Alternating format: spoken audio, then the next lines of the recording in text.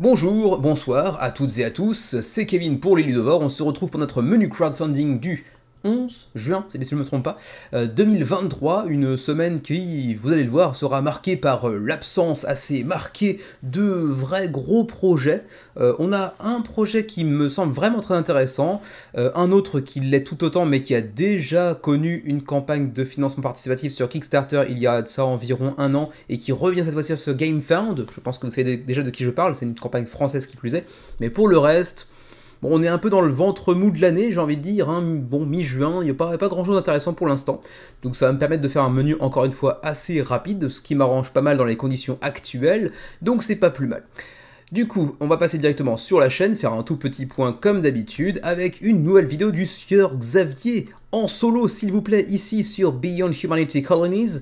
Quelques personnes avaient demandé à ce que cette vidéo parvienne sur la chaîne, et c'est désormais le cas, avec 376 vues pour Beyond Humanity Colonies, une vidéo en solo de 2h10 de Xavier qui vous présente le jeu, ce jeu très hybride, très original, dans lequel vous allez avoir plein de petites pièces avec des puces RFID qu'il va falloir connecter les unes avec les autres, avec également une application pour vous aider à gérer votre colonie sur une planète lointaine, sur une exoplanète lointaine. C'est un jeu super intéressant sur le papier, je n'ai joué qu'une seule fois avec lui, donc je ne pourrais pas vous en parler plus en avant, mais c'est vrai que c'est une expérience assez unique en la matière. Donc je vous encourage bien évidemment à aller le regarder.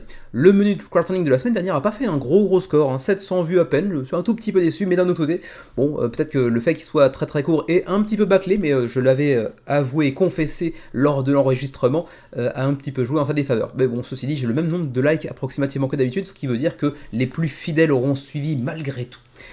Ensuite, le petit point sur le sondage de la semaine. Comme chaque semaine, vous pourrez aller trouver en description de cette vidéo le sondage pour la semaine suivante, avec les projets qui vous intéresseront le plus pour la semaine du coup du...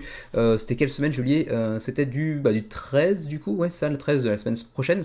50 votes seulement cette semaine, donc c'était vraiment une semaine qui n'a pas attiré grand monde. D'ailleurs, en deuxième position ex aequo, on retrouve le fameux rien pour cette semaine, mais voici un joli champ de tulipes avec 10 voix.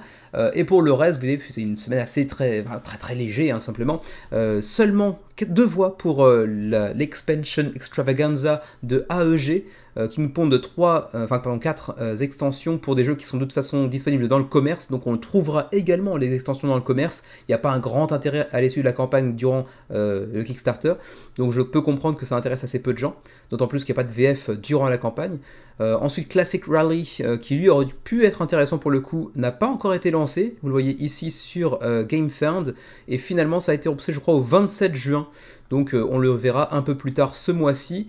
Bien sûr, il y a d'autres jeux qui sont apparus qui n'étaient pas dans le sondage, hein, comme chaque semaine, vous avez un petit peu l'habitude, mais on est parti pour un menu assez léger, même s'il y a aussi 2 éditeurs qui nous ont contactés cette semaine pour qu'on parle expressément de leur jeu cette semaine, et ce sera le cas. Il y en a un, c'était déjà prévu, l'autre, j'avoue que je ne l'avais pas du tout vu arriver, et pour cause, pour l'instant, il a moins de 5 ou 6 backers, je crois, sur Kickstarter, donc c'est assez léger, mais bon, on va en parler brièvement, histoire de dire que bon, il y a quand même des projets français, voire francophones, ou peut-être les deux d'ailleurs, j'ai oublié, sur Kickstarter. Du coup, on est parti avec nos 3, j'allais dire parties, mais c'est encore redondant, nos 3 sous-catégories du menu crowdfunding, à savoir les entrées, les plats, les desserts, autrement dit les petits projets, les projets médians et les projets les plus intéressants de cette semaine. Ils seront au nombre de 2 seulement. On est parti.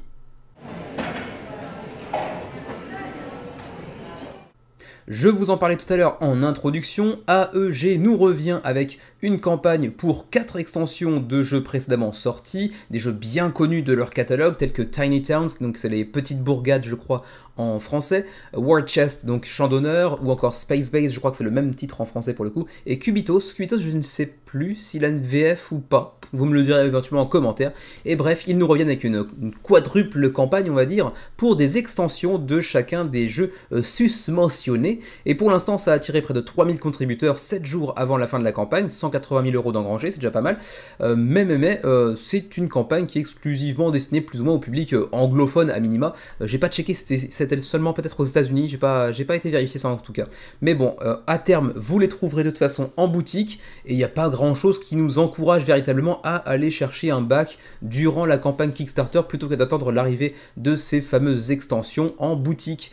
Les nouveautés se trouvent ici. On va les voir un tout petit peu plus en détail par la suite. C'est également bien évidemment l'occasion de faire une petite ristourne sur l'ensemble du catalogue, parce que ici vous voyez par exemple que chaque prix est à 45, 49, 49, 59, mais il y a une petite réduction si vous les prenez durant la campagne. Même chose d'ailleurs pour les extensions, ce qui vous permettra de sauvegarder un petit peu de vos économies, mais ceci dit, il faudra les débourser quand même pour les frais de port, donc ce sera moyennement intéressant. Si ce n'est que le jeu, j'ai pas vérifié comme je l'ai dit n'est peut-être pas livré en Europe, j'ai pas checké. Est-ce que c'est véritablement seulement à destination du public anglophone? Non, c'est pas le cas. Il y a livraison en Europe, donc bon, vous pourrez éventuellement vous les commander, mais attention, je crois pas qu'il y ait de VF durant la campagne, mais encore une fois, à vérifier. Donc je disais qu'il y avait 4 extensions, on va les voir très brièvement. La première, elle se trouve voilà ici, donc Space Base qui aura donc son extension également. On aura ensuite War Chest, donc Champ d'honneur, où on va rajouter encore plus de nouvelles factions, pas de factions, mais des nouvelles unités. On aura donc ensuite les mini-bourgades, enfin les petites bourgades, et ensuite Cubitos, bon, c'est le seul d'où j'ignore s'il y a véritablement une campagne, enfin une version française, ou francophone tout du moins. Space Base, l'extension s'intitulera Genesis, elle vous coûtera 19 $ durant la campagne, et vous aurez donc des nouvelles cartes de niveau 1 à 3, des nouvelles cartes de colonie. Ensuite on a donc Nightfall, la nouvelle extension de Champ d'honneur, qui viendra ajouter 4 nouvelles unités, les saboteurs, les skirmishers, donc les escarmouches, les unités d'escarmouches, les assassins et les infiltrés, en gros. Et bien sûr, donc chacune de ces unités va avoir ses propres spécificités. D'ailleurs, c'est je crois les seules unités ajoutées via des extensions qui auront, en plus de leur, comment dirais-je, de leur jetons de poker habituel, des petits jetons supplémentaires de poison et ici de decoy, c'est de, on va dire pas de appât, mais de diversion, on va dire. Donc c'est assez intéressant, je pense que ces petites unités supplémentaires vont ajouter un petit peu de sel au jeu. D'ailleurs, il faudrait qu'on le ressorte, Xavier, si tu me regardes, se faire une petite partie de War Chest, de Champ d'honneur, ça fait longtemps. Ensuite, Tiny Towns, donc les petites bourgades, avec cette extension intitulée Architects, qui vient vous ajouter le matériel que vous voyez ici, donc de nouvelles cartes de utility, je ne sais pas comment ils traduisent ça en français, de nouveaux magasins également, de nouveaux sites religieux, de nouvelles cartes publiques, etc. Donc tout un tas de nouvelles cartes à aller ajouter à votre jeu, ainsi que un petit scoring pad, en gros, hein, pour les scores, mais cette fois-ci avec un feutre et effaçable, donc c'est sympatoche. Et puis tout un tas de stickers pour aller upgrader vos bâtiments dans la partie, donc un petit aspect de deluxification. Et puis on termine avec Cubitos, Foul Play, leur nouvelle extension à 29 $, qui vient acheter de nouveaux dés, de nouvelles créatures, de nouveaux lieux également apparemment, avec je crois du double épaisseur si je ne me trompe pas visuellement, à voir. Donc voilà, c'était à peu près tout ce que je peux vous dire, je ne vais pas rentrer beaucoup plus en détail. Si Space Base, j'avais oublié également d'en parler, avec l'extension, je ne sais plus comment il s'appelle, aucun intérêt. Si, je l'ai déjà mentionné, excusez-moi, je l'ai déjà mentionné, mais on repartait sur les jeux de base. Du coup, je me suis un peu mélangé les pinceaux. Du coup, on va voir rapidement juste les frais de port, histoire de dire quand même qu'on aura couvert la campagne. Canada 10 à 18 si vous prenez donc à la carte, ou le All-in Bundle. Pour l'Union Européenne, c'est la même chose quasiment, un 10-25, un peu plus cher. Et pour le reste de l'Asie dont nous faisons partie, au Japon, 15 à 38. Voilà, c'est à peu près tout, c'est déjà même un petit peu trop long pour une entrée. Je pense que de toute façon, le jeu, enfin la campagne ne mérite pas d'être spécialement dans une autre catégorie du menu crowdfunding cette semaine, tout simplement parce que ce sont des jeux et des extensions, par extension d'ailleurs, oh c'est répétitif, que l'on retrouvera de toute façon dans le commerce à terme. Donc pas vraiment le grand intérêt d'aller suivre durant la campagne. Mais bon, ceci dit, 3000 contributeurs quand même se seront rués sur le nouveau projet de AEG à 7 jours de la fin de la campagne. En juin ou juillet, j'ai oublié, de 2022, on avait déjà présenté à l'époque dans le menu crowdfunding Tectonia, qui avait fait une première tentative en fait du côté de chez GameFound, qui s'était soldée par une annulation à l'époque. Et du coup, à peu près un peu moins d'un an plus tard, il relance Tectonia sur GameFound et on est pas mal parti pour un nouvel échec malheureusement, puisque vous le voyez, après quelques jours de campagne, on est actuellement à 62 backers. 4000 € d'engrangés sur 7000 nécessaires à 11 jours de la fin de la campagne, ça semble difficile d'aller vraiment chercher les backers sur ce jeu-là, qui pourtant n'a pas l'air plus vilain qu'un autre, hein, pour être tout à fait honnête. C'est pour 2 à 4 joueurs, pour des parties assez longues, ceci, 180 minutes, 3 heures de partie. C'est un jeu de contrôle de territoire, de stratégie, de guerroiement, on pourrait dire également, avec une map modulable qui sera différente de partie en partie, et vous aurez chacun donc une faction différente, avec une évolution de personnages et de factions d'unités à aller débloquer également. Le matériel n'est pas dégueulasse, on a même du screen print sur certains petits meeples. Franchement, ça présente pas si mal que ça en réalité, mais les parties sont très très longues, et c'est peut-être un tout petit peu chéro, j'ai oublié le prix que j'ai checké pourtant tout à l'heure, avec un seul pledge, au moins c'est rapide, 70 €. Alors bon, c'est vrai que c'est un tout petit peu cher pour un studio relativement méconnu, je crois que c'est leur premier projet à ce jour, et pour l'instant, c'est vrai que ça se porte pas très bien, il faut être tout à fait honnête. Et pour ce qui est du shipping, ce sera 10 à 20 €, une fourchette assez large pour l'Union Européenne, et 35 € pour le reste du monde, sachant que la TVA devra être payée par-dessus, donc suite à la campagne, j'imagine dans un Pledge Manager, oui c'est ça? Oui c'est ça. Donc vous aurez encore un petit billet en plus à sortir. Au final, si vous ajoutez les frais de port au jeu de base plus la TVA, vous allez assez rapidement chercher un jeu à 100 boules, qui en termes de contenu de matériel semble pas les valoir. Alors il n'est pas dégueulasse du tout en termes de matériel, la direction artistique est pas dégueulasse, ça a ce petit côté amateur mais sans forcément être dans le mauvais sens du terme, mais quand même ça fait chéro pour ce que ça semble vouloir être. Donc le succès n'est pas vraiment au rendez-vous pour Tectonia. Donc on verra s'il y aura un relaunch d'ici quelques mois, ou c'est encore un an, ou s'ils vont poursuivre jusqu'à la fin des 11 jours qui nous séparent de la fin de cette campagne, pour voir si on y arrivera quand même à aller choper les 7000 € qui nous permettraient éventuellement de chercher ce financement, sans forcément être un grand succès pour autant.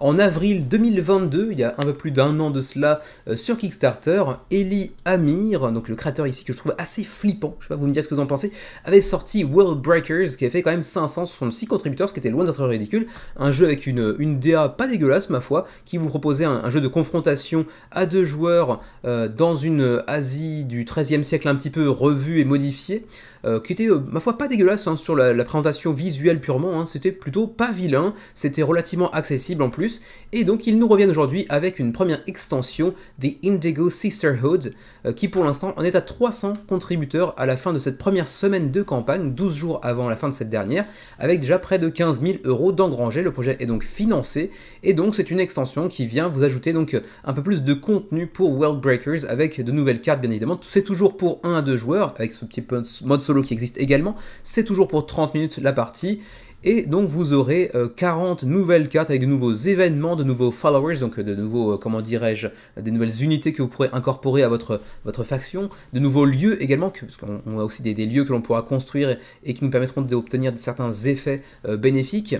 Donc c'est un jeu qui, au demeurant, a l'air relativement sympatoche sur le papier. En plus, ça c'est pas très cher, mais on peut quand même se poser la question du prix quand même, malgré tout, parce que 25 $ l'extension pour un jeu de base qui coûtait 30 $, bon, c'est un tout petit peu cher. Au-delà de ça, on aura aussi un pledge all-in deluxifié avec des dés un petit peu marbrés, j'ai l'impression. Le tout pour 85 $. Donc pour ceux qui auraient éventuellement parmi vous backé le premier jeu, donc World Breakers, ça pourrait éventuellement être un jeu intéressant à suivre, un projet intéressant à suivre pour aller compléter un petit peu et enrichir la rejouabilité du premier opus, en fait, tout simplement. Sachant que c'est une extension, donc ce n'est pas un stand-alone, il y aura besoin du jeu de base, bien évidemment, pour pouvoir en profiter. Et ça tombe bien évidemment, World Breakers premier niveau, donc le jeu de base sans l'extension, est également bien évidemment disponible durant cette campagne. Donc voilà pour World Breakers et cette première extension des Indigo Sisterhood, qui pour l'instant se porte pas trop mal, mais pas de VF pour l'instant. 25th Century Games, un petit éditeur assez connu quand même sur Kickstarter pour ses 15 projets quand même sur la plateforme. On en a parlé à de multiples reprises dans le menu crowdfunding. Vous les connaissez peut-être pour, par exemple, j'essaie de revenir un petit peu en arrière, Space Explorers, qui a connu un succès mitigé, disons en boutique, mais quand même. Kingswood également. Mais également, qu'est-ce qu'on avait de connu un peu, Gartenbau, qui avait fait une campagne pas trop dégueulasse lors de sa deuxième tentative, Blason surtout, qui avait été assez sympa, qu'on avait couvert brièvement d'ailleurs lors de sa campagne sur la chaîne, qui était un jeu assez sympathique sur l'héraldique. Voilà, c'est un éditeur qui fait rarement de gros scores, mais qui propose cette fois-ci un Roll and Write en PNP, donc pour 1 à 4 joueurs, dans un univers de ferme un petit peu à l'américaine.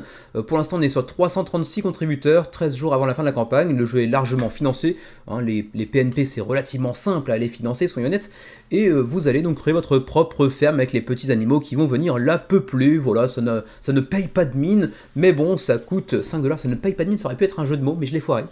Une question de timing. 5$, donc vous prenez pas de grands risques, hein, même si pour un print and play, c'est un tout petit peu dans la moyenne haute. Hein, c'est plutôt souvent autour de 4$, mais bon, à 1$ près, on n'est quand même pas à ça près quand même, j'ai envie de dire, on n'est pas si près de ça que nos sous, mais l'avantage aussi c'est qu'on n'a pas de frais de port, bien évidemment, l'aspect print and play étant quand même de ce point de vue assez intéressant. Mais bon, après, les print and play, c'est pas spécialement mon truc. Heureusement, ils vous proposent également d'y jouer sur tablette, ce qui peut être une belle alternative pour éviter d'avoir à imprimer. Et puis, ça peut se jouer au stylet tout bêtement aussi en solo, donc c'est plutôt sympa de ce point de vue-là. Il y aura aussi un add-on Roll and Write, un autre petit print and play à 3$ celui-ci.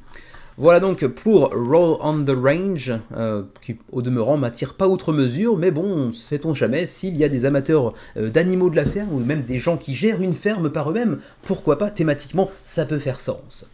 Voilà donc pour Roll on the Range, 336 contributeurs, 13 jours avant la fin de la campagne.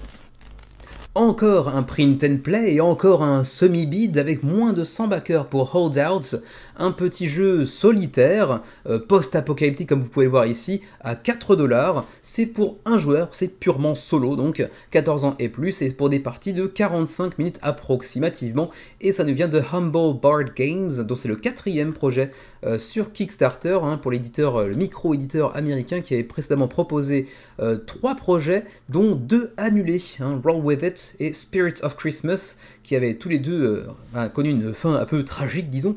Par contre, Roll With It, premier du nom, avait connu une campagne assez bénéfique, assez couronnée de succès, on va dire, avec 1832 contributeurs. Donc voir que leur deuxième tentative avait foiré à ce point-là, c'est pas forcément très engageant.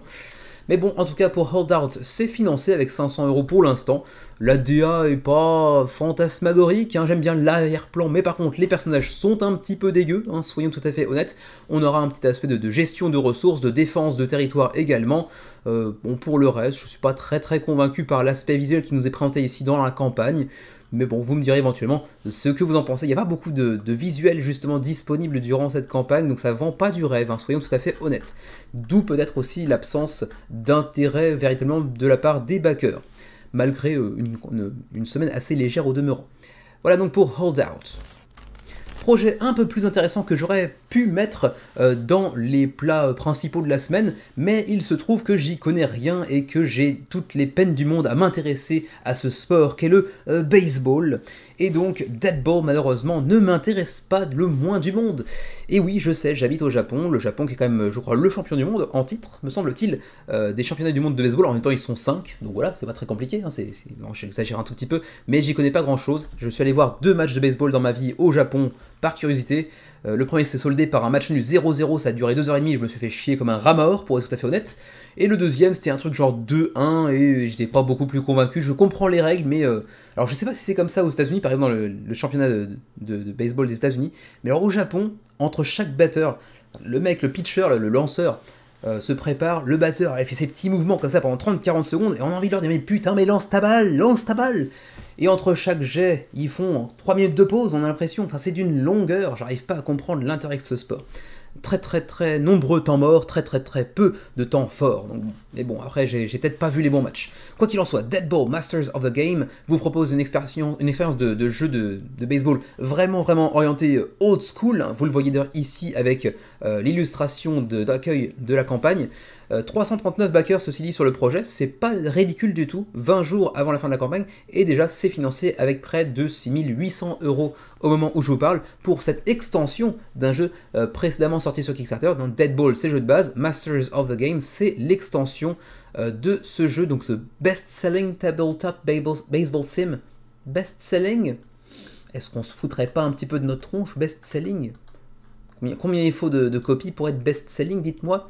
Dead Ball Second Edition 1300, Dead Ball Year 4 300, 460.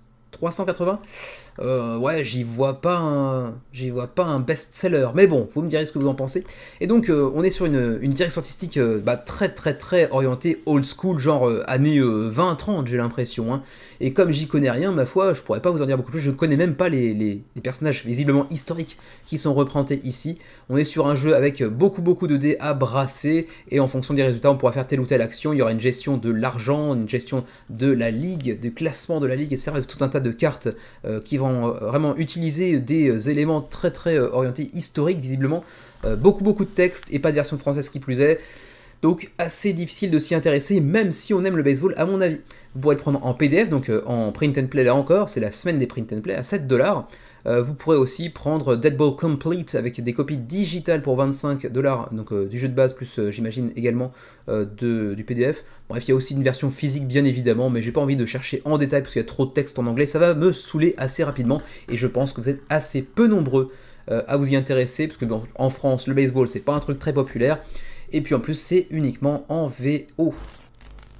Environ 2 ans après la campagne du très joli Scarface 1920, une compagnie allemande dénommée...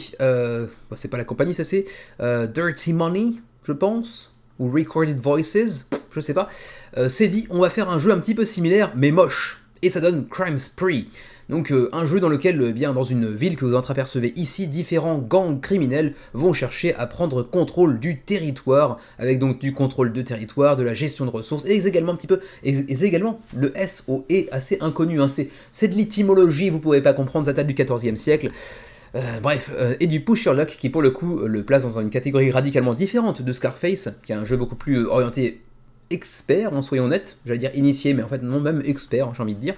Et vous aurez donc soixantaine de cartes et de ressources pour aller chercher tout simplement la victoire au bout de l'heure et demie, 2 heures qui vous séparent de la fin de la partie, avec un jeu pas joli, soyons honnêtes, c'est pas très beau, ça donne pas très envie, mais bon, au demeurant, peut-être que certaines personnes y trouveront un certain charme à l'allemande, très orienté années 80-90, c'est pas mon cas pour être tout à fait honnête, mais bon, vous me direz ce que vous en pensez. Pour l'instant, Crime Spree a quand même su attirer 69 contributeurs, nombre érotique s'il en est, hein.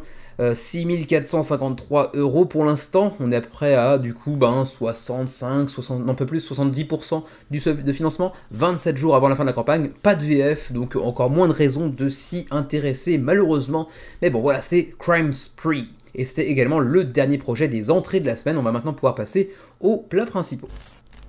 On entame cette seconde partie du menu crowdfunding par une campagne justement pas dégueulasse, qui nous vient de Iron Game Design, c'est ça? Iron Game Design qui vient de Suède, donc ça fera plaisir à notre célèbre commentateur Anthony qui aime beaucoup la Suède. Et cette fois-ci c'est une campagne pour 2 jeux radicalement différents, le premier étant Third Crusade, donc la 3e croisade bien évidemment, et Cartini From Darkness to Light, avec 2 thématiques assez radicalement différentes, mais assez intéressantes pour le coup, assez originales, qu'on a vraiment jamais vu, en tout cas pour Cartini me semble-t-il, pour Third Crusade un peu plus à mon avis, et pour l'instant, bon, l'absence de VF le rend plus difficilement intéressant pour la majorité des spectateurs de la chaîne à mon avis, mais quand même, ce sont des projets qui rencontrent pas un succès si conséquent, alors que sur le papier ça a l'air d'être plutôt pas dégueulasse. En plus vous le voyez, la DA pour les 2 jeux est plutôt pas vilaine non plus. Pour l'instant seulement 200 contributeurs, ceci dit le projet est financé avec 14 000 € sur 10 000 nécessaires, et il reste 17 jours avant de prendre potentiellement une décision de backer ou de ne pas backer. Third Crusade, c'est pour 1 à 4 joueurs, pour des parties entre 2 et 3 heures, donc un peu longuet, certes, pour 4 ans et plus. Et puis Cartini, c'est pour 1 à 6 joueurs, pour des parties de 1 à 2 heures, pour 12 ans et plus, donc un petit peu plus accessible, un petit peu plus familial, pourrait-on presque dire. Alors, vous allez voir assez rapidement, ce sont 2 jeux radicalement différents. Third Crusade vous permet de prendre place dans la fameuse 3e croisade en 1191 qui fait rage donc dans le Proche-Orient bien évidemment, dans lequel on pourra incarner bien sûr les croisés, mais également un sultan qui cherche à défendre son territoire lui aussi. Donc au milieu de la fameuse Terre Sainte que tout le monde s'arrache, quoi, en gros. Hein. Et puis en face, Kartini, c'est un jeu dans lequel on va incarner des femmes en Indonésie en 1900, enfin, au début des années 1900, donc au début du XXe siècle, à la recherche de l'indépendance indonésienne. Quoi qu'il en soit, les core mechanics, donc les mécanismes au centre de ces deux jeux. Pour Third Crusade, d'abord, c'est assez intéressant parce qu'on va ici pouvoir choisir les cartes de notre adversaire. Donc ça c'est assez intéressant parce qu'on va devoir opérer donc des choix de quelles cartes on va lui laisser en main, et j'imagine que forcément ça va avoir un impact sur ce que nous on pourra faire également derrière, parce que sinon évidemment qu'on va lui refiler les cartes les moins intéressantes dans la situation dans laquelle il se trouve actuellement. On peut également faire des alliances avec les joueurs autour de la table, sachant que à la fin une seule personne pourra l'emporter, donc assez intéressant parce qu'il y aura forcément des coups de traître également dans la partie. Ensuite, on aura aussi un plateau qui vous permettra d'établir différentes stratégies relativement flexibles. Et puis, on aura aussi des différents événements dont la valeur et l'importance et l'influence sur la partie vont varier en fonction du déroulement de la partie. Ensuite, Kartini qui va se jouer en compétitif, mais également en coop ou en solo, donc différentes modularités en termes de gameplay ici, sans changer forcément les mécanismes en leur cœur. C'est un jeu hautement thématique si l'on en croit ce qui est écrit ici. C'est un Eurogame, mais avec une vraie composante historique et thématique assez bien intégrée dans le jeu, si encore une fois on en croit l'éditeur qui écrit lui-même ses propres mots bien évidemment. Ensuite on a un marché de cartes intégré également, et puis une piste de progression qui semble-t-il est assez intéressante également, mais je n'ai pas été fouillé plus que ça. Ensuite rapidement les différentes séquences de jeu dans les deux jeux en question, que vous pourrez d'ailleurs tester sur Tabletop Simulator, dont vous pourrez également lire les règles de l'un comme de l'autre directement ici, mais en anglais exclusivement, malheureusement, je le répète à nouveau. Third Crusade sur la table, ça aura un petit peu cette tronche là, c'est un petit peu gris, soyons honnêtes, la map centrale aurait pu être un petit peu plus soyeuse, un petit peu plus joliment illustrée, j'ai envie de dire, parce que certes, on est dans un jeu de guerre, d'alliance momentanée, de trahison, etc., mais quand même, ça présente pas follement sur la table, même si les plateaux de joueurs, eux, sont un petit peu plus colorés. On aura un petit plateau d'enchères, on aura un petit plateau de diplomatie également, des aides de jeu, tout un tas de cartes avec uniquement de l'iconographie, ce qui fait qu'en fait, même si vous ne parlez pas spécialement l'anglais, il suffit d'une personne dans le groupe soit en mesure de vous expliquer les règles pour que visiblement vous puissiez jouer malgré tout.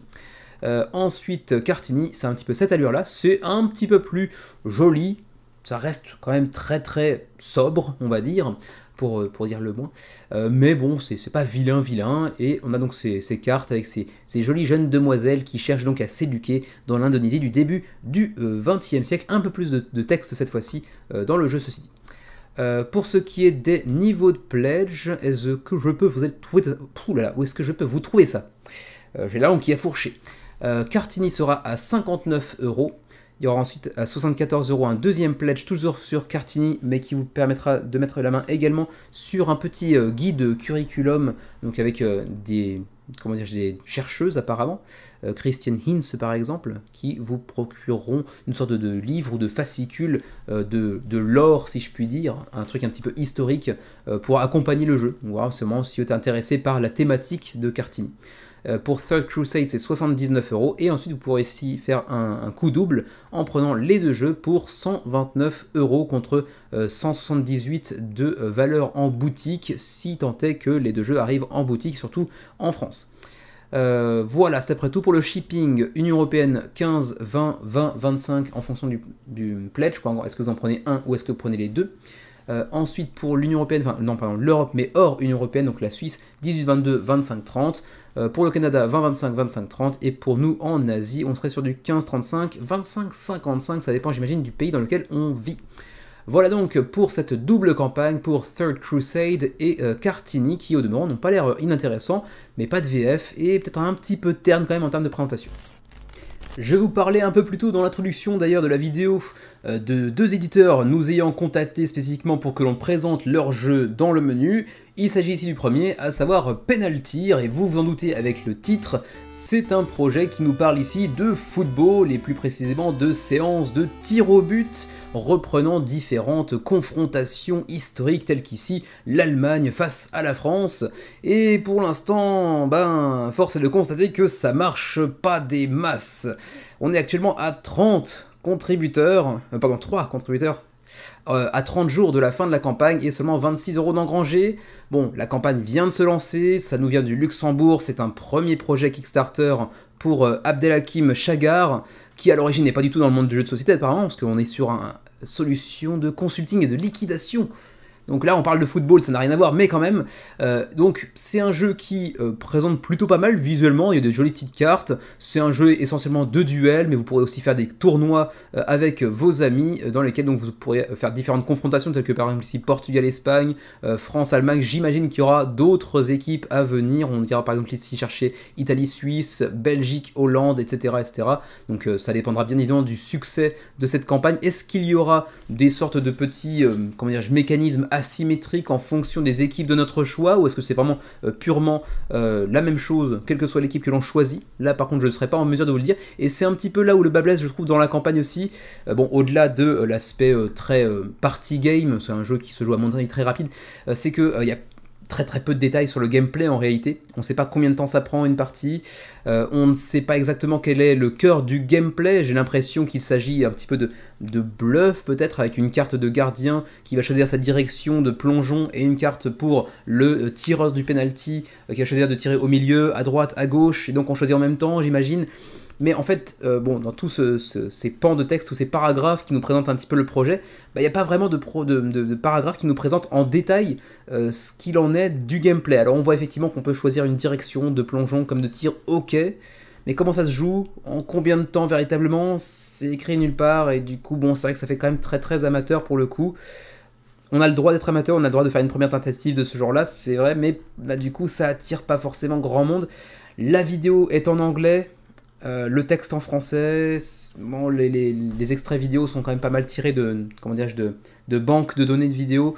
On voit assez peu d'images du jeu véritablement, pas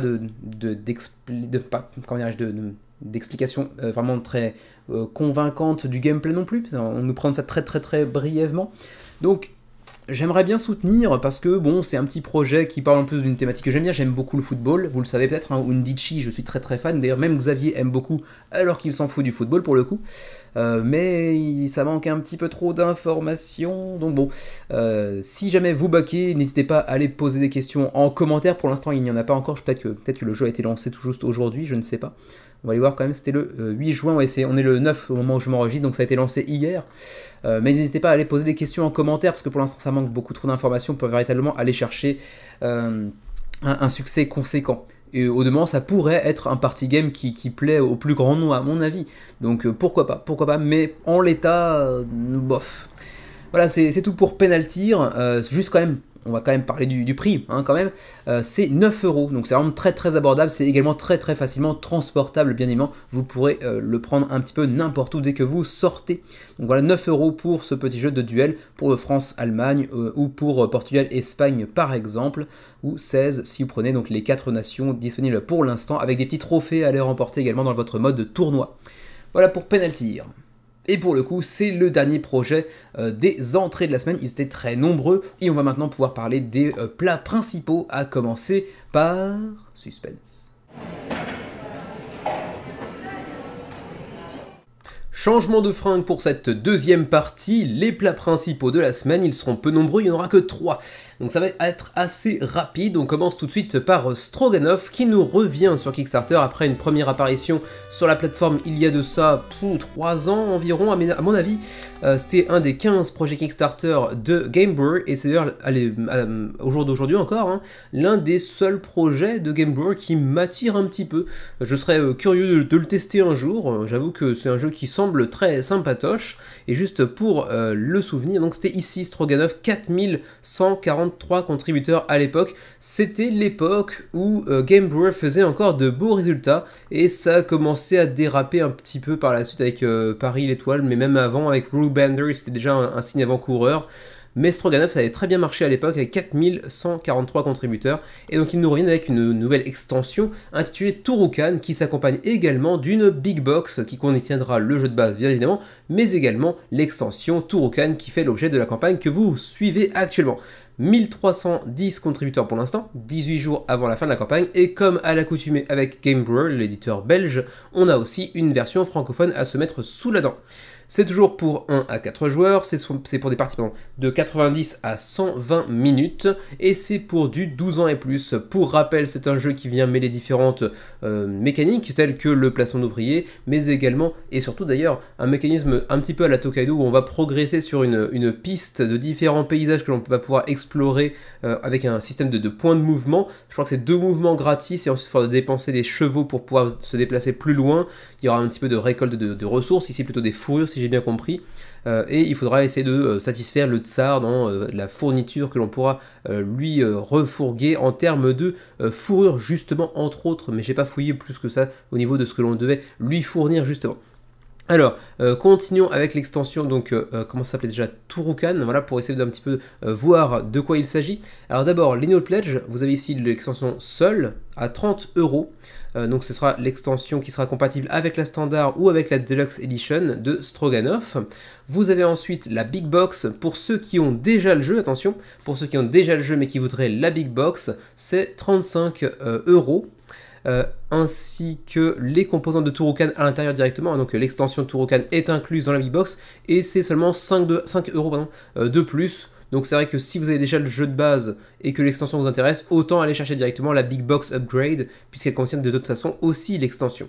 Et puis ensuite, la Big Box qui, elle, contiendra aussi le jeu de base, au cas où vous auriez raté le jeu lors de sa première campagne sur Kickstarter, mais qu'il vous intéresse suffisamment pour aller dépenser 110 €. Alors ensuite, qu'est-ce que vient nous ajouter l'extension? D'abord ici vous avez un petit rappel de ce que Stroganov propose en termes de gameplay pour ce qui est du jeu de base, donc le fameux système de déplacement sur cette frise de paysage, avec donc le fait de dépenser des chevaux pour se déplacer un petit peu plus loin par exemple, les différentes ressources que l'on pourra aller chercher sur les différents emplacements qu'on a vu tout à l'heure. On pourra aussi visiter des villages, utiliser une yourte pour faire un petit somme, construire un avant-poste avancé, etc., etc. Et donc l'extension Turukan vient nous ajouter quelques petits modules qui viendront enrichir un petit peu le jeu, le gameplay et sa rejouabilité. D'abord les Chipmunks, un petit sorte d'écureuil quoi, qui pourra constituer une sorte de nouvelle ressource de fourrure qui sera assez peu intéressante en termes de rendement, hein, elles valent très peu, mais il y aura un moyen de, comment dirais-je, les refourguer malgré tout, moyennant des petits points de victoire par-ci par-là, donc c'est un petit module qui n'est pas forcément le plus intéressant à mon avis de l'extension, mais qui a le mérite de vous apporter un nouveau chemin vers la victoire avec des petits points par-ci par-là en plus. Ensuite, on a le module numéro 2, Hunting Plan, qui cette fois-ci vous permettra d'avoir différentes nouvelles frises, telles que vous voyez ici, que vous pourrez aller accoler, j'imagine, sur les différents paysages que l'on a pu voir tout à l'heure. Et le tsar vous donne des missions que vous aurez à cœur d'aller remplir pour gagner un maximum de points de victoire. Ensuite, on aura de nouvelles tuiles de landscape, donc de paysage. On en a aperçu tout à l'heure quelques-unes. Il y aura donc de nouvelles avec de nouvelles conditions, de nouvelles ressources également à aller choper par-ci par-là. Bref, un peu plus de rejouabilité et de profondeur de gameplay.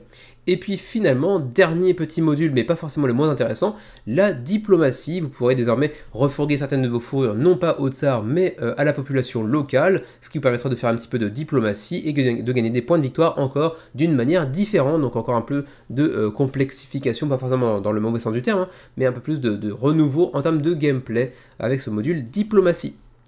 Ensuite, les règles en français, hein, ici, éventuellement pour ceux que ça intéresse. Puis, on va essayer de trouver maintenant le contenu de la boîte elle-même, donc l'extension, excusez-moi.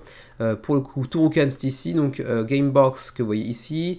Ensuite, les petites tuiles de Chipmunk, les petites tuiles de marchands ambulants pour aller vendre justement les Chipmunks. Les fameuses tuiles de chasse, des petits marqueurs par-ci par-là, 8 nouvelles tuiles de paysage, le fameux petit plateau de diplomatie et les tuiles qui vont avec, et c'est à peu près tout. Ensuite, vous avez la Big Box, avec donc l'illustration que vous voyez ici, qui est toujours très très jolie, j'aime beaucoup la direction artistique de Stroganov pour le coup, avec le petit insert qui va bien et qui vous permettra d'aller storer la totalité du matériel, de le ranger et de le ressortir plus rapidement, donc avec une belle ergonomie, en tout cas en prévision. Voilà pour le contenu du jeu de base également, sachant que, encore une fois, je le répète, hein, dans la Big Box, il y aura aussi l'extension Turukan pour ceux que ça intéresse. Avec un petit peu de deluxification aussi, d'ailleurs, j'ai oublié de le rappeler, avec les petits cosaques avec leurs chevaux, et puis des pièces de métal par exemple. Ensuite, continuons, petit récapitulatif ici, avec le comparatif notamment en termes de matériel, parce qu'il y a un petit peu de deluxification aussi. Mais bon, ça je vous laisse aller chercher un petit peu par vous-même. Et puis donc, on va aller chercher maintenant tranquillou les frais de port qui vont se trouver ici. Pour la France, c'est ici. Même chose d'ailleurs pour la Suisse, c'est 16 € pour l'extension, plus un nombre de copies au choix gratuites en termes de frais de port en plus. Donc c'est l'occasion jamais de faire des petits pledges groupés. Et si vous prenez la Big Box, c'est le même prix ma foi. Donc si vous n'avez pas encore le jeu, ou si vous avez même le jeu mais que vous vous intéressez à la Big Box pour la solution de rangement, ben, c'est le même prix en termes de frais de port. Donc c'est relativement intéressant, surtout si vous faites des pledges groupés. Pour la Belgique, c'est un petit peu moins cher, c'est 12 €, parce que je crois que l'éditeur est belge, donc ça fait sens. Même chose pour le Luxembourg aussi d'ailleurs. Ensuite, pour nos amis canadiens, c'est 20 ou 22 €, plus les copies supplémentaires gratuites, ou pour 5 € pour la Big Box. Pour nous qui sommes au Japon, c'est 14 €, donc c'est pas beaucoup plus cher ma foi. C'est même aussi peu cher, non c'est même moins cher que la France, excusez-moi. Donc assez intéressant de ce point de vue-là. Par contre, si on prend la Big Box, c'est plus cher. Monaco, 36, voilà, bon, faut rechercher un petit peu les autres pays de la francophonie éventuellement si ça vous intéresse. Et ma foi, c'est à peu près tout pour Stroganoff avec cette nouvelle extension Touroucan plus la Big Box. Et juste pour la TVA est incluse dans tous les pays marqués de lettres rouges, donc la France, la Belgique et compagnie, c'est déjà compris dedans, vous n'aurez pas besoin d'ajouter un petit payé dans le Pledge Manager. Voilà donc pour Stroganoff Big Box plus l'extension Touroucan, 1310 contributeurs pour l'instant, 18 jours avant la fin de la campagne. Nouvelle campagne de Alban Viard avec ses fameux Nano 9 Games, deuxième campagne des Nano Games de Alban Viard. On en avait déjà parlé lors de la précédente campagne des Nano Games, justement, il y a de ça environ un an, si mes souvenirs sont bons. On peut aller voir rapidement de quoi il s'agissait à l'époque. On avait eu, c'était quoi cette fameuse triplette de jeux Nano Games? J'arrive pas à les retrouver pour le coup, tiens. Non, c'était pas ça. Bah du coup, ça devait être... je me rappelle qu'il a 2 comptes sur Kickstarter, un Alban Viard et un avec un autre nom. Je ne me souviens plus duquel. Bref, quoi qu'il en soit, c'est la deuxième vague, et je ne retrouve pas la première, mais bon, ça n'a pas une grande importance. Sachez juste que c'est la deuxième fois que Alban Viard s'exerce à ces petites créations qui se basent sur 9 cartes, 9 dés et 9 cubes. C'était déjà le cas lors de la précédente campagne, et c'est encore le cas cette fois-ci avec 12 Patrols, Clinique en Nano 9, donc c'est le jeu phare de Alban Viard, mais cette fois-ci dans un modèle beaucoup plus réduit et contenu, et Asteroid Miners, lui aussi, donc 9 cartes, 9 cubes, 9 dés, vous aurez compris le principe des Nano 9 Games. Pour l'instant, 376 contributeurs sur le projet, 20 jours avant la fin de ce dernier, et c'est déjà financé assez facilement. Bien évidemment, Alban Viard, qui dit Alban Viard, c'est également, bien sûr, que c'est en français, bien évidemment, hein, Cocorico, donc on a aussi, bien sûr, une version francophone des 3 jeux que vous voyez ici.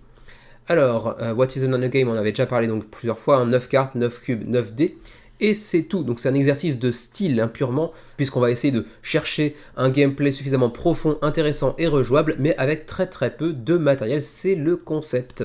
Alors donc, dans cette campagne, on l'a dit, on aura donc Clinique, le jeu phare de Alban Viard, mais qui sera désormais en version Nano 9, donc beaucoup plus réduite, mais en essayant de conserver la substantifique moelle du gameplay, j'imagine. Ensuite, 12 Patrols, avec un jeu où l'on aura à cœur de mettre des dés entre certaines cartes de territoire pour les protéger, en gros.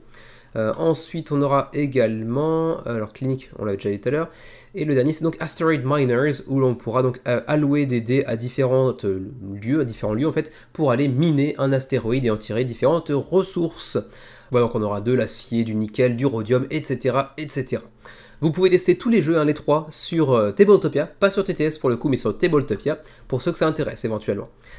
Ensuite, on peut aller chercher directement les niveaux de pledge, c'est ici que ça se passe.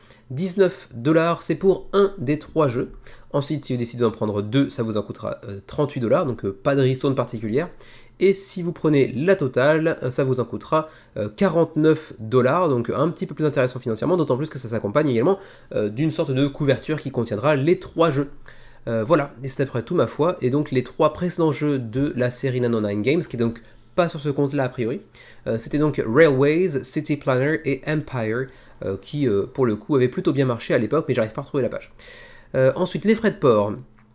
Pour le Canada, 6, 6, 8, 14, en fonction du nombre de jeux que vous allez choisir, vous aurez aussi la possibilité d'aller chercher les 3 premiers jeux des Nano 9 Games sortis l'année dernière, donc c'est pas très cher en termes de frais de port pour le Canada. Pour nous qui sommes au Japon, 6, 6, 8, 14, c'est encore très peu cher ma foi. Et puis pour la France, 5, 5, 6, 10, donc vraiment très intéressant. Même chose pour la Belgique également. Donc pour le Liechtenstein, pour le Luxembourg, c'est pareil, donc ça reste relativement intéressant. Et en même temps, c'est l'avantage aussi, c'est l'un des avantages supplémentaires de ces tout petits jeux nano, qui sont très facilement transportables et qui permettent d'avoir des frais de port assez réduits également.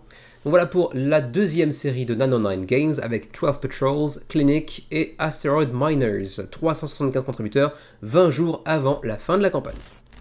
Et voilà le deuxième jeu pour lequel on nous a contacté directement. Il s'agit de Complot Facile pour briller en société, l'extension. Alors j'imagine que vous êtes nombreux à connaître cette fameuse page Facebook des Complots Faciles pour briller en société. C'est une page qui se veut, disons, humoristique et caricaturale pour reprendre un petit peu certains éléments de la sphère complotiste pour les tourner un petit peu en ridicule. C'est parfois de plus ou moins mauvais, enfin bon ou mauvais goût, mais ça reste généralement très fun.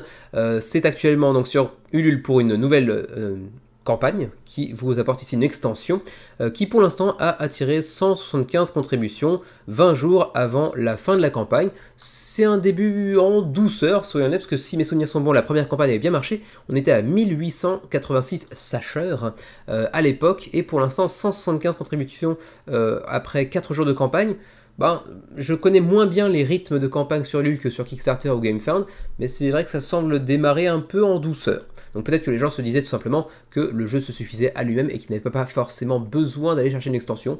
Je ne sais pas, peut-être que le jeu n'est pas aussi bon que certains l'espéraient, mais ça reste de toute façon un jeu d'ambiance pour lequel on risque d'avoir pas mal de fun, de bonnes heures de fou rire devant nous, puisqu'il s'agira d'aller créer les meilleurs complots possibles en utilisant différents types de cartes que vous entreapercevez ici. On aura quelques exemples, vous aurez ici d'ailleurs quelques vidéos telles qu'ici Moment Ludique qui vous en parlera en détail, ou encore ici la tronche en biais qui joue avec Asteroid Games au jeu. Et donc l'extension viendra vous rajouter différentes nouvelles cartes, des cartes de heal, donc le sujet de ce complot, le quoi, donc qu'est-ce qu'ils font, ensuite une nouvelle carte avec les Declassified, avec une nouvelle variante de jeu, ou méthode de recherche, ou MDR, une carte de règles qui correspond à cette fameuse variante MDR, et puis 22 cartes X pour jouer avec cette nouvelle variante de MDR. Donc on a non seulement de nouvelles cartes utilisables avec le jeu de base tel quel, mais également un petit module qui vient modifier un petit peu les règles du jeu, donc pour renouveler un petit peu l'expérience là encore. Donc vous avez ici par exemple un exemple que j'ai trouvé un peu plus bas, mais j'ai oublié du coup où il était, où il était plus haut. Bref, je l'ai perdu, peu importe. Il y avait un exemple de complot assez fun que j'ai entreaperçu tout à l'heure, mais je semble l'avoir perdu de vue. On le retrouvera au pire. Ensuite, vous avez aussi quelques goodies, tels que des petits stickers, j'ai l'impression, un tampon également, des tapis de souris, etc., etc. Pour ceux qui vraiment sont fans de la page Facebook, éventuellement, ça peut être l'occasion de se taper quelques petits goodies. Pour ceux qui voudraient connaître un peu plus sur les pledges, comme d'habitude, c'est sur Ulule, donc c'est exclusivement en français, donc vous pourrez aller chercher les infos par vous-même. Mais bon, sachez juste pour résumer brièvement que l'extension sera à 15 €, que vous pourrez aussi mettre la main sur le jeu de base pour 30 € et que vous pourrez aussi prendre la totale pour 40 €, donc avec une petite ristourne, et que vous pourrez aussi aller chercher donc des goodies en plus, le tout pour 50 € pour accompagner le jeu de base, l'extension et les goodies. Voilà, il y a même une pledge Véritude à 60 €, mais là, j'ai pas été chercher plus loin pour ce que ça contenait en plus. Voilà donc pour Complot Facile pour briller en société, l'extension, première extension, peut-être d'autres à venir, ça dépendra aussi du succès de cette campagne. Pour l'instant, il est assez modéré, mais il reste 20 jours avant la fin de la campagne pour aller chercher les 1000-1500 contributeurs, peut-être si ça vient chercher le même nombre approximatif que la première campagne. Pour l'instant, ça semble partir sur des bases un peu plus modeste. On entre dans la dernière partie de cette vidéo, les desserts, les projets qui font plaisir à voir et qui nous allèchent, on sent pourlèche déjà la babine, les babines d'ailleurs. Le premier, il s'agit de Ice Limited, le projet de This Way. Et vous me direz, mais c'est pas un nouveau jeu ça Kevin, et vous aurez bien raison, c'est juste que This Way revient avec une nouvelle campagne pour Ice Limited, donc avec une sorte de réimpression. Je crois que d'ailleurs le jeu n'est pas encore livré aux backers, donc c'est pas vraiment une réimpression, mais disons qu'ils viennent aller chercher de nouveaux backers pour peut-être accompagner la production du jeu de base qui n'est peut-être pas encore terminé ou pas encore lancé, je ne sais pas, je n'avais pas backé à l'époque, même pour ceux qui ont déjà backé lors de la première campagne sur Kickstarter à l'époque, vous pourrez aussi obtenir de la nouveauté grâce à cette campagne, même si vous n'avez pas encore reçu le jeu de base pour autant. Et donc pour l'instant, le fait que il y ait une nouvelle proposition de gameplay à travers cette campagne, en plus de la réimpression on va dire, a suffi quand même à attirer près de 1000 backers, ce qui est pas rien du tout. Et 69 000 € d'engrangés, donc c'est financé à 4 jours de la fin de la campagne. C'est une campagne extrêmement courte, ceci dit, sachez-le. Donc Ice, pour ceux qui auraient raté la première campagne, c'est un très très joli jeu, une direction artistique à tomber, je suis très très fan par ma part, et avec un plateau central qui sera composé d'une grande banquise que l'on va venir explorer. Donc on va envoyer nos ouvriers qui vont progressivement chercher à pénétrer cette banquise et à aller explorer les fins fonds de la banquise et des artefacts qui s'y trouvent, avec différentes factions plus ou moins asymétriques que l'on apercevra encore une fois tout à l'heure. Alors juste pour rappel, c'est pour 1 à 5 joueurs, c'est pour des parties relativement courtes, entre 60 et 90 minutes, et c'est pour 14 ans et plus. Un jeu relativement innovant sur le principe, puisqu'on va aller explorer différentes couches de banquise, disais-je donc. Pour rappel, je vous l'ai dit tout à l'heure, hein, on aura un petit peu de nouveautés durant la campagne, donc du gameplay qui n'était pas présent durant la campagne de Kickstarter, et ça s'intitule le Ice Companion Set, que vous voyez ici. Donc on aura notamment un petit Guild Booster Pack avec des nouvelles cartes de faveur, de nouvelles cartes de requête également, un nouveau décret, un nouveau logbook également, et de nouvelles cartes de rappel de règles, j'ai l'impression. Donc tout ça, c'est la petite nouveauté qui viendra accompagner cette campagne. On a aussi le Edifice Booster Pack qui viendra cette fois-ci ajouter 13 nouvelles cartes d'édifice, ainsi qu'une nouvelle carte de règles, un nouveau logbook, et puis une carte de séparation aussi pour mieux organiser votre boîte. Donc voilà les petites nouveautés de cette campagne, et on aura aussi par-dessus une nouvelle tuile d'édifice. Ensuite, pour le reste, vous aurez aussi l'occasion de mettre la main sur le artbook de Ice avec cette très belle direction artistique que vous pourrez explorer encore plus avant pour en apprendre plus sur le lore de l'univers de Ice. Les posters également pour ceux qui voudraient tout simplement décorer leur chambre avec, et c'est vrai que pour le coup ça le mériterait presque parce que c'est quand même une très belle direction artistique que nous propose ici Ice. Ensuite, on a aussi des petites cartes postales de Founders, leur prochain projet qui n'est pas encore arrivé sur Kickstarter ou GameFounder, je ne sais pas, mais vous aurez donc des petites bribes de la direction artistique de leur prochain projet à venir qui, semble-t-il, sera un jeu un peu plus léger. On a aussi des dessous de verre, éventuellement, à l'effigie des différentes factions que l'on pourra contrôler dans Ice. Et puis aussi, on a un pledge assez bizarre, assez intéressant, un Founders Support Pledge pour 15 € pour avoir un petit discount sur Founders quand celui-ci arrivera sur GameFound ou sur Kickstarter, que sais-je. Donc voilà, à surveiller aussi Founders qui devrait théoriquement arriver sur...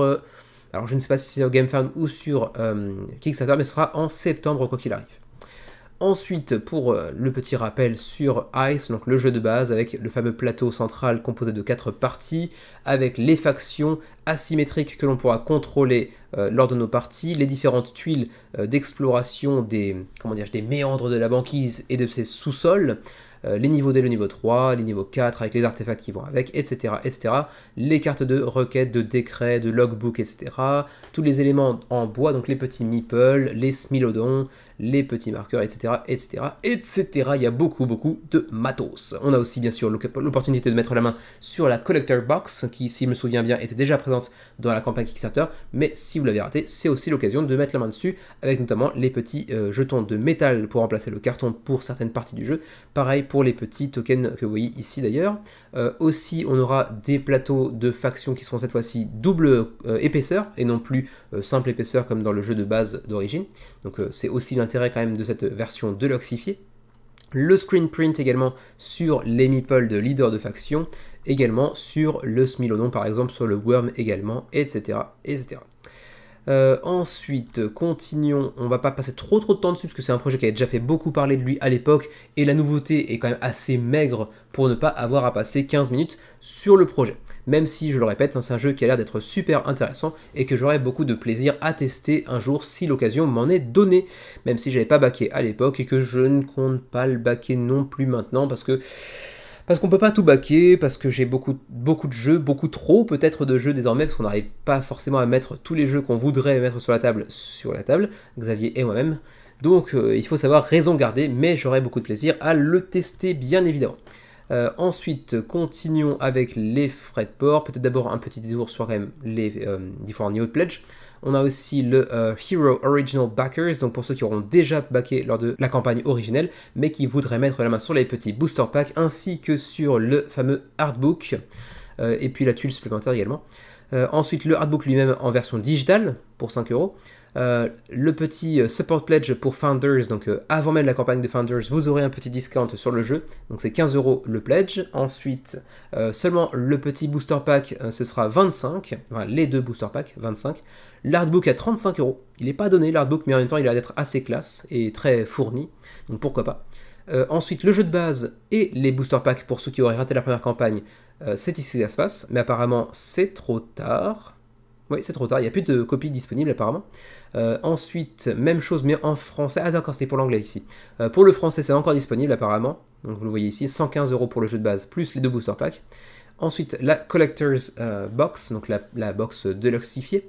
Là par contre, il n'y en a plus du tout apparemment. Donc c'est même pas une réimpression, j'ai l'impression qu'ils font plutôt de l'écoulement de stock de ce qu'il reste en termes de copies du jeu de base. Parce qu'en fait, là, on nous dit qu'on peut même pas pledger en français la Collector Box, donc à mon avis, c'est que... de toute façon, c'était indiqué, je crois, tout en haut. Maintenant que je le dis, je m'en souviens, c'était écrit tout en haut. C'était 300 copies, je crois. Ouais, ça, 300 copies. Donc oui, c'est pas une réimpression à proprement parler, c'est même pas à proprement parler, d'ailleurs, c'est un écoulement des stocks, en gros. Ensuite, le shipping.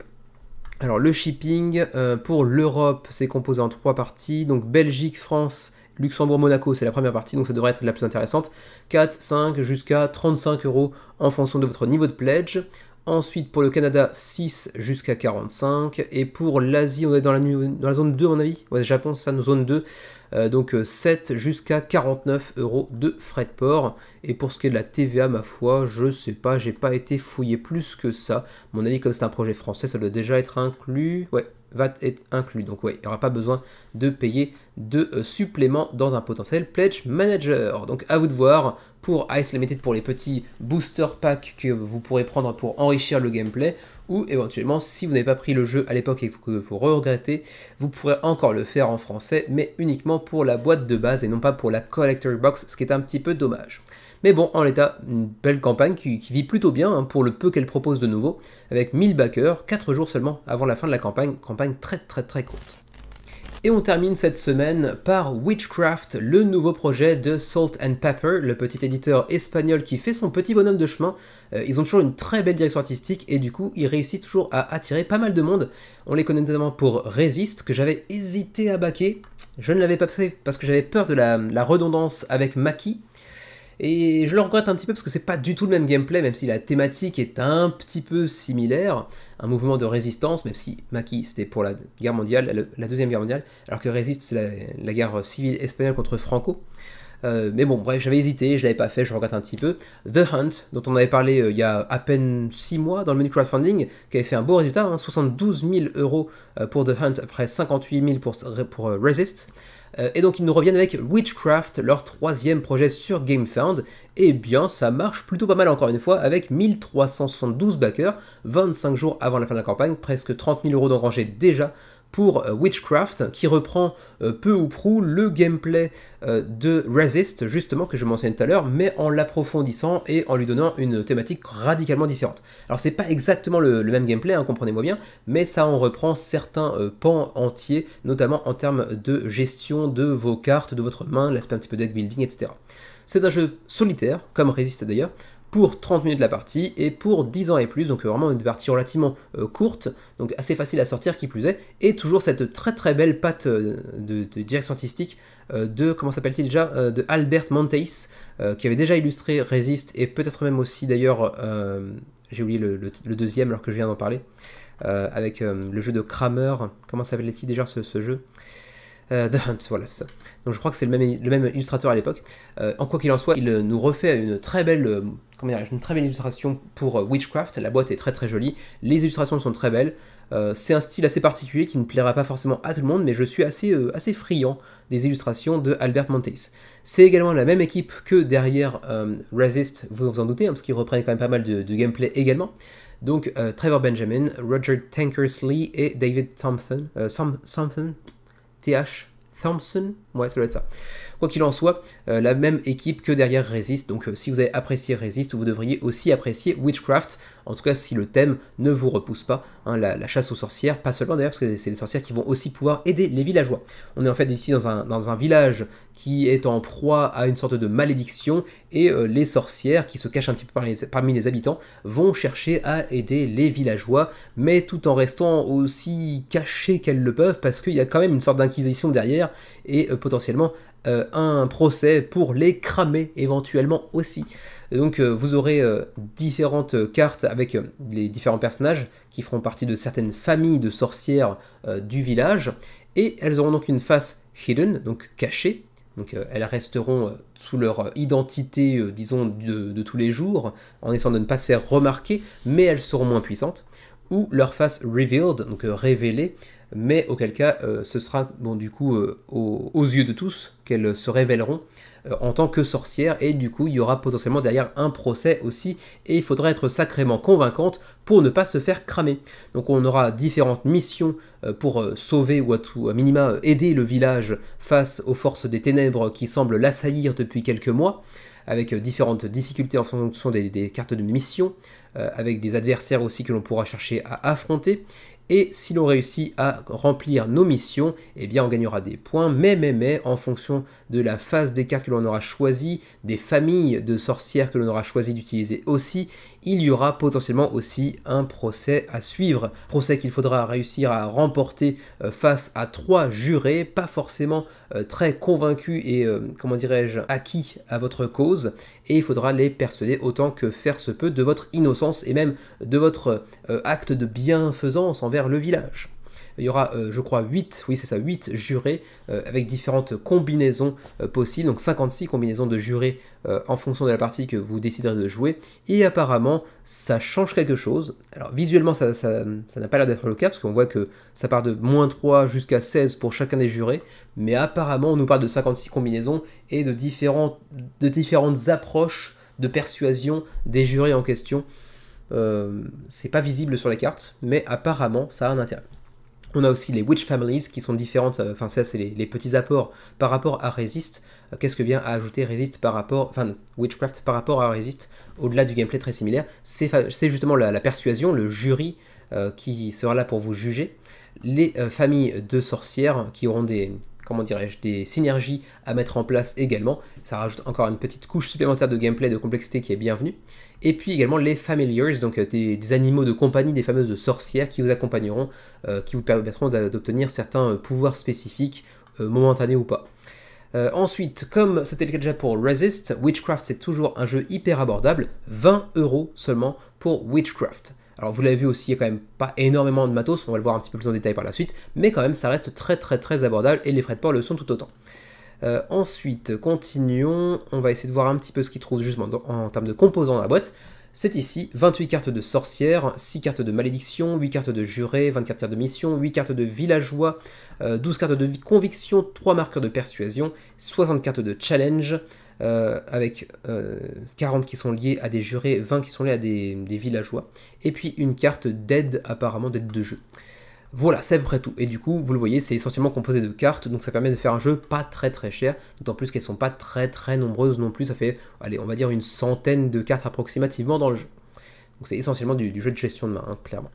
Et aussi, on aura un petit scénario book qui vient rajouter un petit peu de rejouabilité et de complexité au jeu, puisque vous aurez 9, si je me trompe pas, 9 chapitres, je crois, till 9, c'est 9 chapitres que vous pourrez jouer indépendamment du gameplay de base du jeu, et qui vous permettront d'avoir certains prérequis différents, certains petits ajouts de gameplay en fonction du chapitre que vous allez choisir, et donc ça aussi c'est plutôt le bienvenu, ça vient rajouter un peu de rejouabilité, et certainement aussi un petit peu de complexité selon le chapitre que l'on décidera de jouer.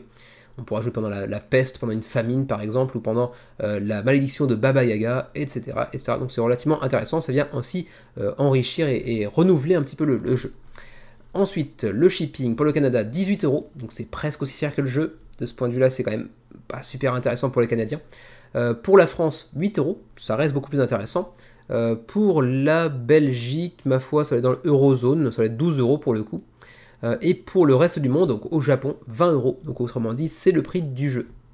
Et ça, c'est un petit peu dommage, ça fait un jeu à 40 € alors que c'est exclusivement des cartes, donc ça m'encourage pas tellement à aller le baquer, même si j'aimerais beaucoup jouer un petit peu comme Resist. Peut-être que je regretterai à nouveau de ne pas le baquer, c'est bien possible, mais je ne vais pas le baquer, même si j'aurais très envie de le tester. Voilà pour Witchcraft, le nouveau projet de Salt and Pepper, 1372 backers pour l'instant sur le projet, 25 jours avant la fin de ce dernier, et déjà près de 30 000 € d'engrangés. A vous de me dire si le projet est suffisamment tentant ou si vous vous contenterez de Resist si vous l'avez backé. Si c'est le cas, dites-moi aussi ce que vous avez pensé de Resist, parce que je serais très curieux d'avoir vos retours, parce que c'est un jeu qui m'avait beaucoup attiré à l'époque. Et ma foi, c'est à peu près tout pour le menu crowdfunding de ce 11 juin 2023. Pas grand chose à dire de plus cette semaine. On va essayer de se retrouver prochainement avec Xavier pour faire une ou deux vidéos quand même, parce que là, on n'a pas fait le comment ça s'appelle déjà, le patron d'addition, j'avais perdu le titre de notre propre vidéo, le patron d'addition du mois de mai. Je sais pas si on aura le temps de le faire, peut-être que Xavier le fera seul de son côté. Vous savez que c'est un petit peu compliqué en ce moment. Et puis le in and out qu'on n'a toujours pas fait l'un comme l'autre, je pense qu'on va le faire peut-être pour le trimestre plutôt que pour un mois. Ça fera un tir groupé, ça permettra de faire une vidéo un peu plus conséquente, sans forcément qu'elle soit trop longue pour autant. Mais j'aurais potentiellement beaucoup de choses à dire parce que j'ai reçu beaucoup de jeux en avril, un peu moins en mai mais quand même. Sur ce, comme d'habitude, hein, vous le savez maintenant, la rengaine habituelle, portez-vous bien, jouez bien, prenez soin de votre famille, et à la prochaine.